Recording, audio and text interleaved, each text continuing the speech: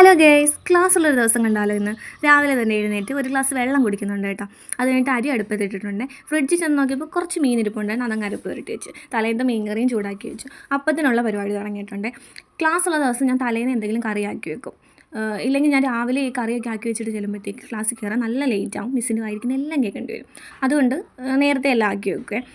അപ്പോൾ ഒക്കെ ആയിട്ടുണ്ട്. അതിനിടയ്ക്ക് കൂടി ഞാൻ മോട്ടർ ഇട്ടായിരുന്നു. ഞാൻ മറന്നുപോയി, അത് നിറഞ്ഞും പോയി. ഇതെല്ലാം കഴിഞ്ഞിട്ട് വന്ന് മീൻ വറുക്കാൻ കയറി.